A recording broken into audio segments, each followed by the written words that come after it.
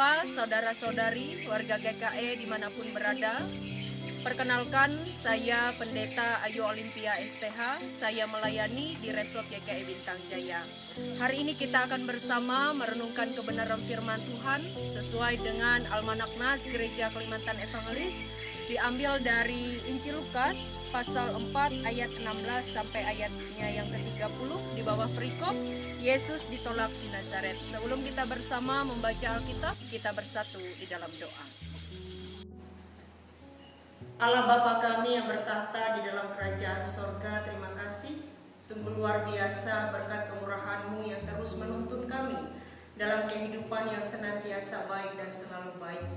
Mengawali seluruh keberadaan kehidupan kami ya Tuhan pada saat ini, firman-Mu akan kami renungkan bersama. Mari ya Tuhan, kami boleh dipersiapkan dengan baik. Hati pikiran kami agar siap sedia menerima dan melakukan firman-Mu dalam perjalanan kehidupan kami. Dengannya pula hamba-Mu dengan keterbatasan dan kelemahannya Engkau pakai, agar setiap firman boleh terus menjadi bagian perlengkapan dan penuntun dalam kehidupan kami. Berfirmanlah ya Tuhan, kami siap sedia menerima dan melakukannya. Amin. Kita bersama buka Alkitab kita dari Injil Lukas pasal 4 ayat 16 sampai ayat yang ke-30 dengan perikop Yesus ditolak di Nazaret. Dengan pertolongan Tuhan demikian bunyi firman-Nya. Ia datang ke Nazaret tempat ia dibesarkan, dan menurut kebiasaannya pada hari Sabat ia masuk ke rumah ibadat lalu berdiri hendak membaca dari Alkitab. Kepadanya diberikan kitab Nabi Yesaya, dan setelah dibukanya ia menemukan nas di mana ada tertulis, Roh Tuhan ada padaku, oleh sebab ia telah mengurapi aku untuk menyampaikan kabar baik kepada orang-orang miskin, dan ia telah mengutus aku untuk memberitakan pembebasan kepada orang-orang tawanan dan penglihatan bagi orang-orang buta, untuk membebaskan orang-orang yang tertindas, untuk memberitakan tahun rahmat Tuhan telah datang. Kemudian ia menutup kitab itu, memberikannya kembali kepada pejabat lalu duduk, dan mata semua orang dalam rumah ibadat itu tertuju kepadanya. Lalu ia memulai mengajar mereka, katanya, pada hari ini genaplah nas ini sewaktu kamu mendengarnya. Dan semua orang itu membenarkan dia, dan mereka heran akan kata-kata yang indah yang diucapkannya. Lalu kata mereka, bukankah ia ini anak Yusuf? Maka berkatalah ia kepada mereka, tentu kamu akan mengatakan pepatah ini kepadaku, hai tabib, sembuhkanlah dirimu sendiri, perbuatlah di sini juga, di tempat asalmu ini, segala yang kami dengar yang telah terjadi di Kapernaum. Dan katanya lagi, aku berkata kepadamu, sesungguhnya tidak ada nabi yang dihargai di tempat asalnya. Dan aku berkata kepadamu, dan kataku ini benar, pada zaman Elia terdapat banyak perempuan janda di Israel ketika langit tertutup selama 3 tahun dan 6 bulan, dan ketika bahaya kelaparan yang hendak menimpa seluruh negeri. Tetapi Elia diutus bukan kepada salah seorang dari mereka, melainkan kepada seorang perempuan janda di Sarfat di tanah Sidon.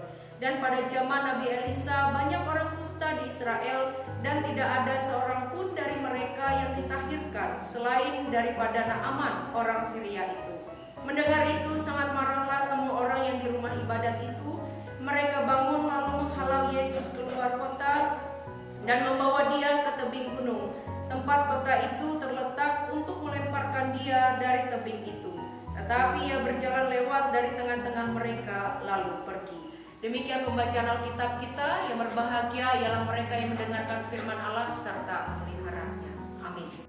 Ibu Bapak, saudara-saudari yang dikasihi oleh Tuhan, ketika kita ditanya pernah atau tidak merasa ditolak dalam kehidupan ini, pasti kita semua pernah merasakan penolakan. Nah, ketika terjadi penolakan, apa yang kita rasakan? Baik itu perasaan yang gundah, perasaan kecewa, ataupun otomatis merasakan kesakitan hati. Nah, begitu pula yang Yesus rasakan pada saat itu, ketika ia tiba kemudian di Nazaret dan ia memberitakan firman Tuhan. Apa yang dialami sebenarnya?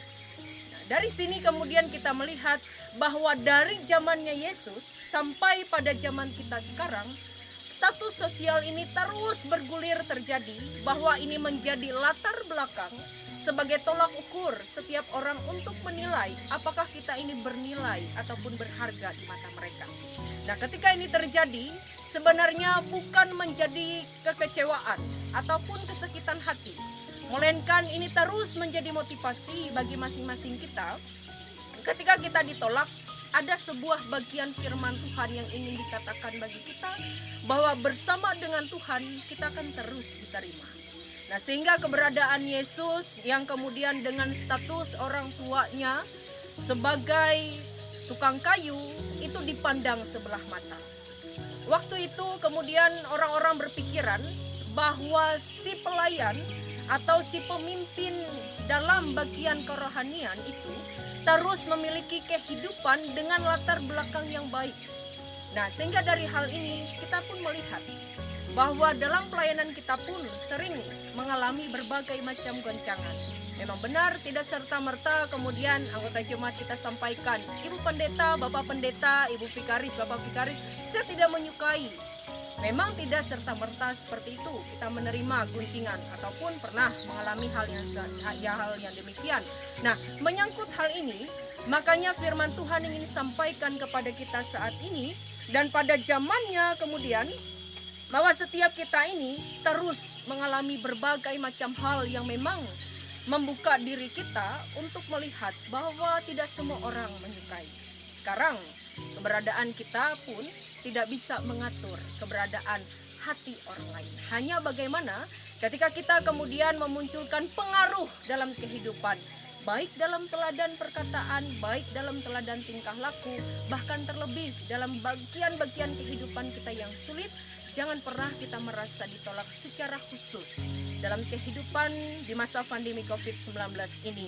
Bahkan ketika kita mungkin pernah terpapar dan lain sebagainya, ada sebagian orang yang mengatakan bahwa ketika kita terkonfirmasi positif, maka setiap orang ini mengucilkan diri kita, bahkan bersama dengan keluarga. Nah, dari hal ini pun menyangkut keberadaan Yesus itu sendiri, bagaimana kemudian responnya? Ia membuka diri bahwa bagian ini adalah bagian yang boleh dinyatakan bagi kita. Seperti yang saya katakan tadi, sebagai motivasi, sebagai dorongan, bahwa pada waktunya nanti, pada akhirnya nanti, Yesus mau katakan, ketika ibu bapa, saudara-saudari ditolak, mari bersamaku, kamu akan selalu diterima. Amin untuk firman Tuhan. Salam sehat ibu bapak, sidang jemaat, saudara-saudari dimanapun berada. Tetap semangat, Tuhan Yesus memberkati. Shalom. Kami bersyukur dan berterima kasih ya Tuhan atas suara firman. Biarlah dengan ketaatan dan kesetiaan kami terus menjadi pelaku firman. Saat ini ya Tuhan, kami bersama serahkan keberadaan diri kami dalam kerja, karya, dalam tugas dan pelayanan. Kami meyakini kemampuan-Mu terus mengawali kami dalam anugerah kesehatan dan kekuatan.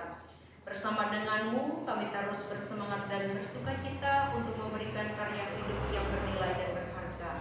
Biarlah seluruh kegiatan, rutinitas, aktivitas kami serahkan ke dalam tangan pengasihan-Mu. Tuhan berkati, Tuhan sertai.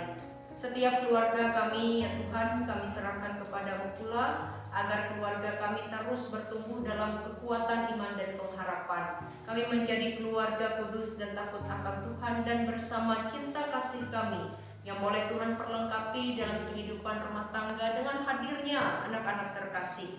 Biarlah ya Tuhan, anak-anak kami boleh bertumbuh berkembang dengan baik, dibentuk menjadi generasi muda, generasi penerus yang terus menjadi cerminan sumber kebahagiaan dan kebanggaan, menjadi anak-anak terang dan takut akan Tuhan. Diberkati pula dalam setiap tugas tanggung jawab pelayanan kami ya Tuhan.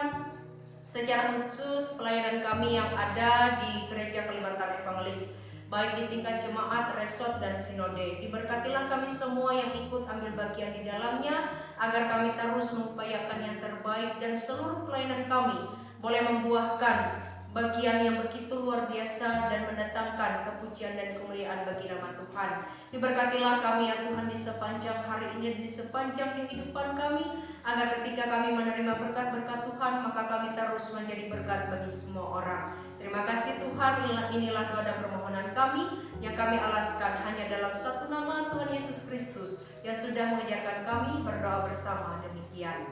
Bapa kami yang di sorga, dikuduskanlah namamu, datanglah kerajaan-Mu, jadilah kehendak-Mu di bumi seperti di sorga. Berikanlah kami pada hari ini makanan kami yang secukupnya, dan ampunilah kami akan kesalahan kami seperti kami juga mengampuni orang yang bersalah kepada kami. Dan janganlah membawa kami ke dalam pencobaan, tetapi lepaskanlah kami daripada yang jahat. Karena Engkaulah yang mempunyai kerajaan dan kuasa dan kemuliaan sampai selama-lamanya. Amin.